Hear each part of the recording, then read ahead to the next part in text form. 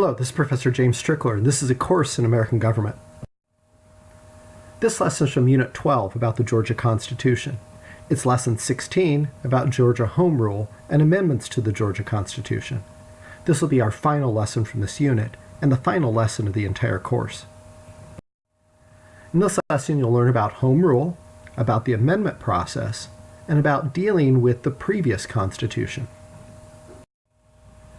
In this series of lessons, we've been making our way through the Constitution of the state of Georgia, one article at a time. But in this lesson, we're actually going to lump together the last three articles because they don't have a lot of real easy substance for you. So we can put them all kind of get together and just hit the highlights. Let's begin with this question. How do the governments of counties and municipalities, that's another name for cities, relate to the state government? Well, here's a quote from the state constitution in Article 9 that says that each county will be able to exercise such powers and, will have governing authority with such powers and limitations as are provided in the Constitution. Okay? So it's acknowledging that these counties exist and that they have powers and limitations given to them by the Constitution. Now, why is that important to point out? It's important to point out because it shows that counties and municipalities, in other words, cities will be the same way, they are creatures of the state. They are created by the state constitution's authority given to the government of the state of Georgia to then create these counties and cities. They are essentially appendages of the state government. Sometimes people mistakenly will talk about that there's three levels of government in the United States of America. There's the national government, the state governments, and local governments. That's not true. Local governments are really just pieces of the state government. The state constitution then goes on to say that these local counties can adopt whatever ordinances they think are reasonable, as long as there's no provision in the general law preventing them. In other words, basically what's being said here in the state constitution is, hey, county, you can go do whatever you want as long as there's not something in the state constitution or in a law passed by the state legislature telling you that you can't. So now think about this. These are appendages of the state. One way potentially to rule them is to have the state government decide everything they get to do or not get to do. But what's being done here instead is authorities being delegated to them by the state constitution for them to decide for themselves what they will or won't do, so long as it doesn't conflict with the orders coming from the state government. This notion that local governments can govern themselves as long as their actions don't conflict with what the state government does is called home rule. And the municipalities of the state are similarly governed. Here's a passage from the state constitution talking about them, about the self-government of the municipalities, where they can go do what they need to do without the necessity of action by the General Assembly, in other words, by the state legislature. Hey, cities, you don't need to have the state government do your job for you. You are assigned the power and the responsibility to take care of your own business, so long as it does not conflict with what the state is doing. So cities in Georgia also have home rule.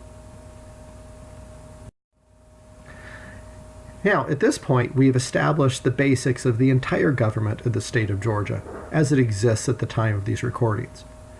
But how can the government of the state of Georgia be changed if necessary?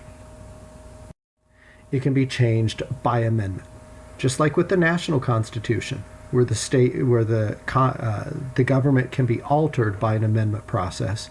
So can the government of the state of Georgia be altered. In the state constitution, it says that proposed amendments will come from the General Assembly. So let's begin to diagram out this process, and we'll go back to the rest of that quote in a moment.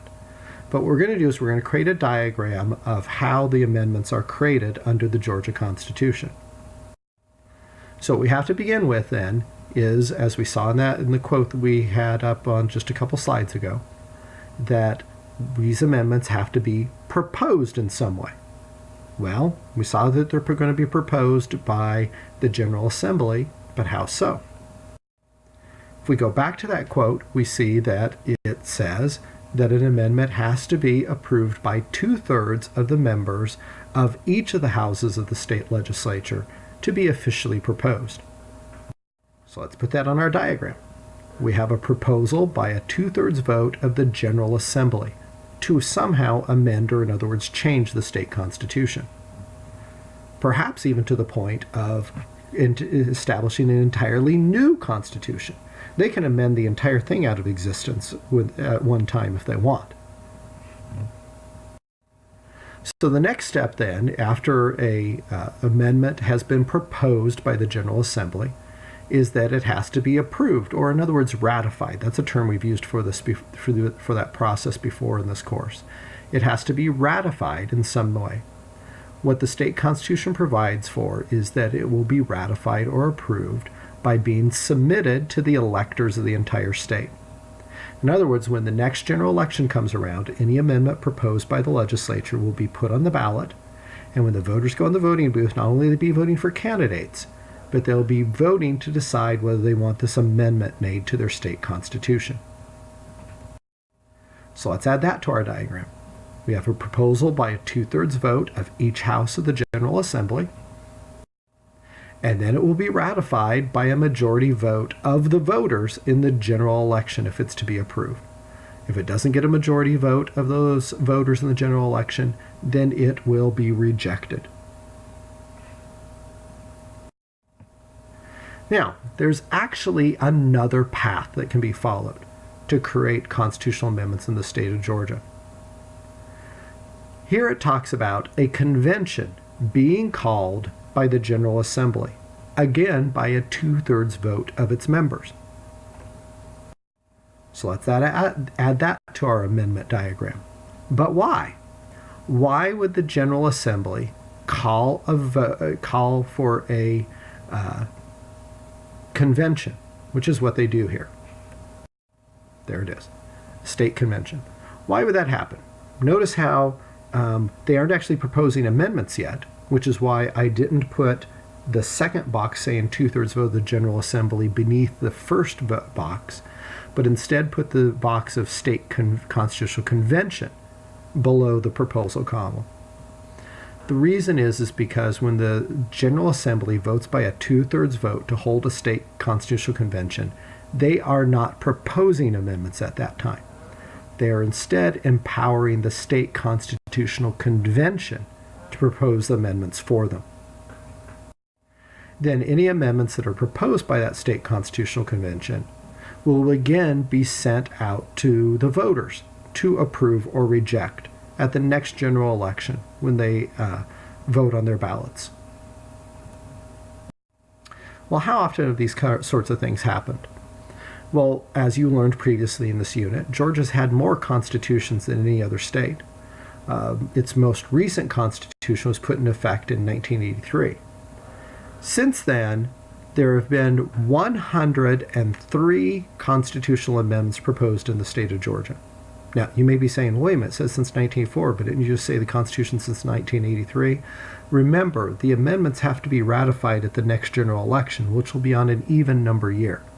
So even though the Constitution was approved in 1983, the soonest it could get an amendment on the ballot would be 1984.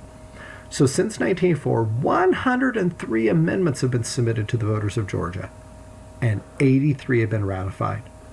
Georgians love changing their constitution. Now, as I mentioned, they changed their entire constitution in 1983. Well, what becomes of all the actions taken under a previous constitution?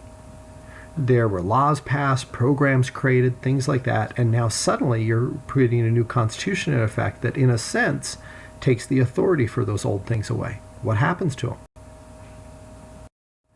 Well, in the ending part of Georgia's 1983 Constitution in Article 11, it provides for that. Basically what it says is anybody holding office when this changeover's been made to the new Constitution will continue in their offices. And it says that whatever laws are in force at that time will remain in force. Now think about those things were created under the previous Constitution. The previous Constitution no longer exists. So unless the new Constitution provides some authority for them, they would no longer have authority. But it does do that. They don't let a loophole be created here. They say that these previous things will remain in effect. That's all the Article 11 really did. All right, let's review what we learned in this lesson. What is the term for the freedom to make local laws? Is it separation of powers? Is it marble cake federalism? Is it home rule? Or is it legislative privilege? This freedom for local governments to make their own laws is called home rule. How must amendments to the Georgia Constitution be ratified? By counties, by state senators, by voters, or by the governor? Amendments to the Georgia Constitution must be approved by the voters.